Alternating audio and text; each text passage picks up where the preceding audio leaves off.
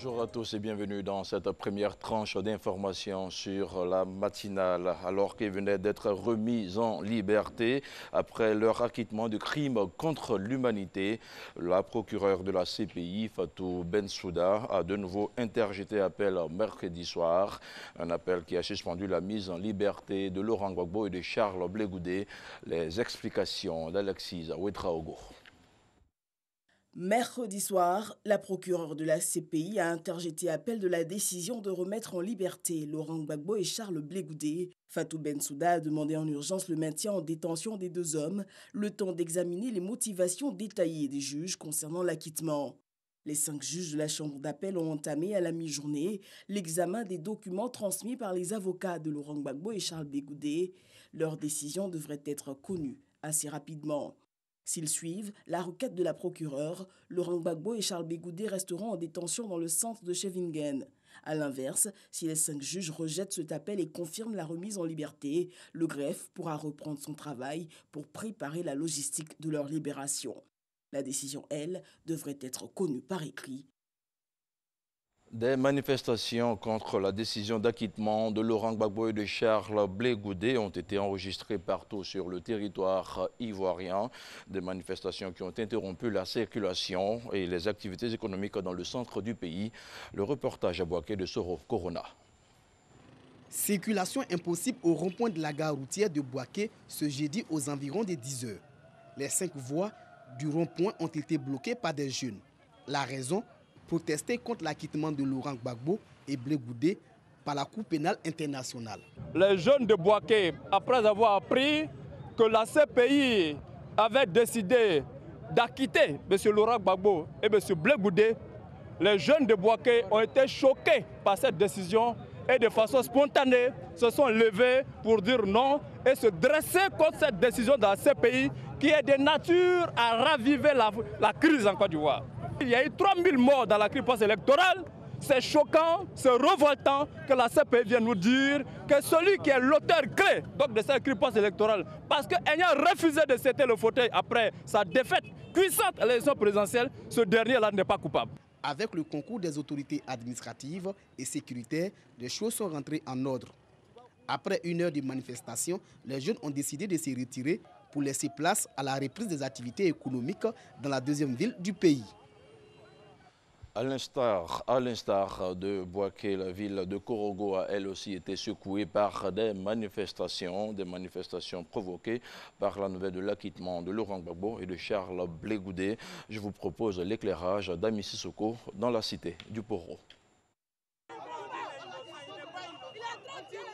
2 jours après les différentes manifestations de joie et de frustration, à l'annonce de l'acquittement et de la libération de l'ex-président ivoirien Laurent Gbagbo et de Charles Blé Goudé par la CPI, Korogo entre dans la danse. Des jeunes protestent contre la décision de la CPI. Cette manifestation vise à soutenir les victimes post-électorales. On est là pour signaler un ras-le-bol.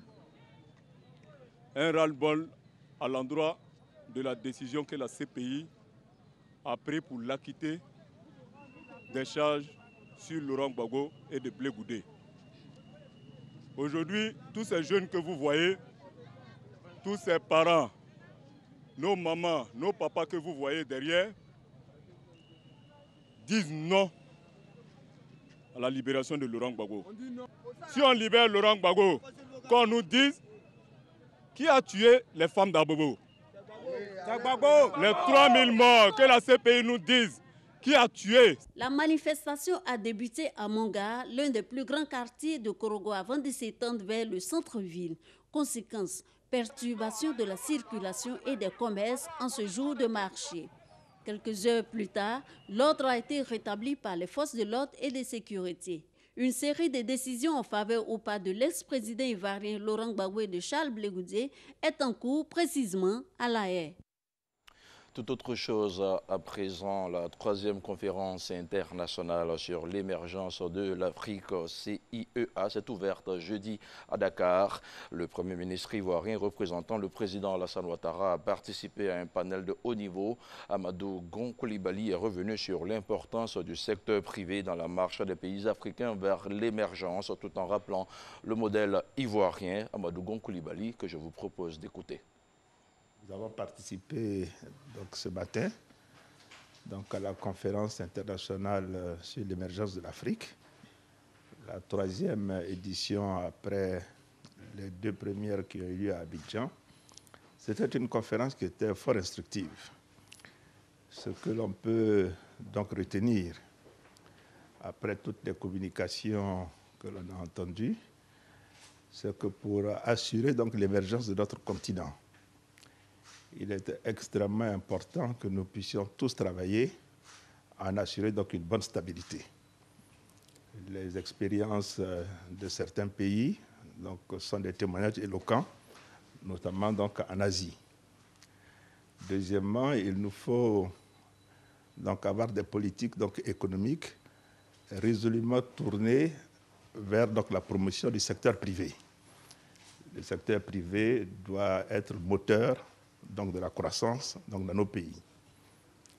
Troisièmement, nous devons retenir que l'État a un rôle de régulateur, mais l'État doit investir donc massivement dans les infrastructures qui vont permettre donc d'améliorer la compétitivité de nos économies, des infrastructures, que ce soit dans le secteur des transports, dans le secteur de l'énergie, donc, etc.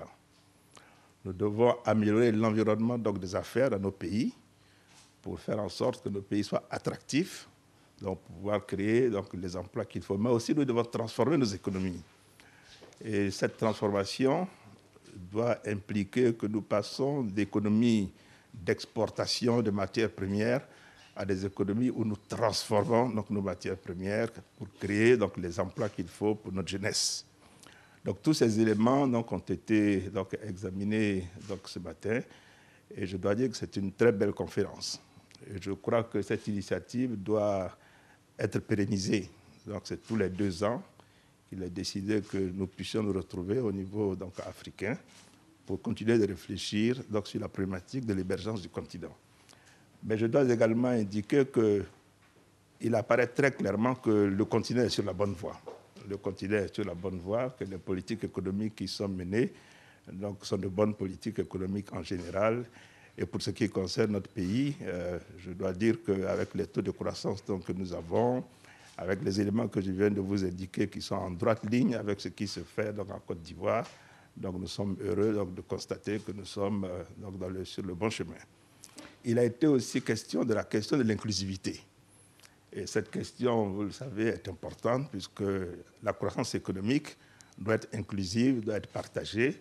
Et donc cela nous rappelle donc, la décision prise par le président de la République, donc son Excellence M. Alassane Ouattara, de faire en sorte que le gouvernement renforce donc, son programme social pour les 2 années à venir. Alors, je suis venu à cette conférence et constater que le pays est sur la bonne voie et que les recettes que nous appliquons sont des recettes donc, qui sont reconnues comme étant donc, les bonnes pour aller non seulement à l'émergence, mais pour assurer donc, la prospérité donc, du pays et les bonnes conditions de vie des uns et des autres.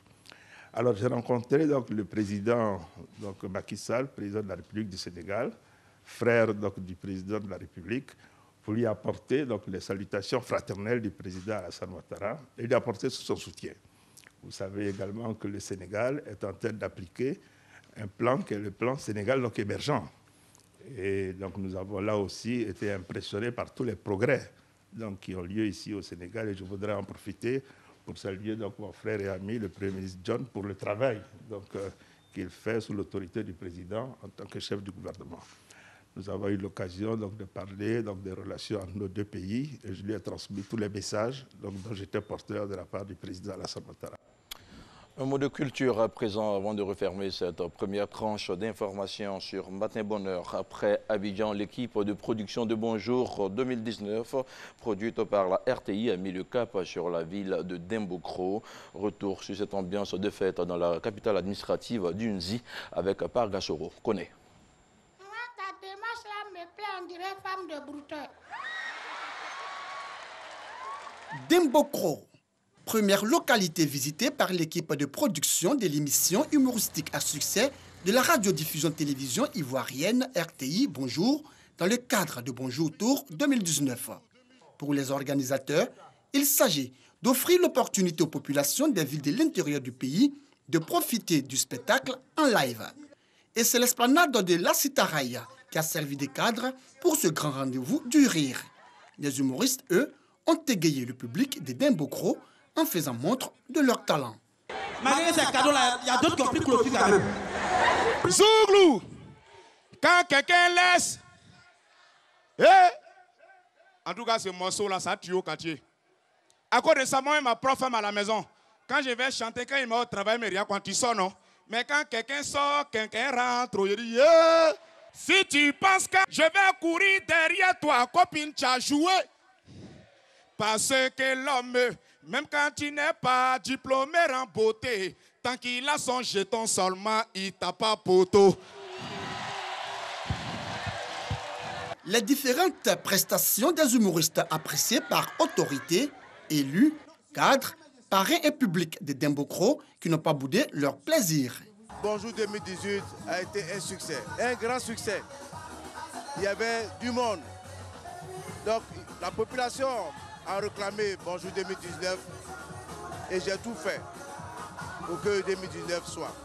Merci à la RTI, merci à la population et que Dieu nous donne la force d'organiser Bonjour 2020. Après la ville historique de Dembokro, les humoristes se disent prêts à affronter le public des autres localités de l'intérieur du pays. C'est comme un baoulé qui est saoulé, il a envoyé à Abidjan nouvellement, il est saoulé, il est assis en bas là. Et puis il dit, mais c'est comment? Redresser le bas là. Elle dit, comment ça? Elle dit, mais le bas là est un peu tordu. Chapitre sur l'information locale. Je vous retrouve dans quelques instants pour une autre tranche d'information.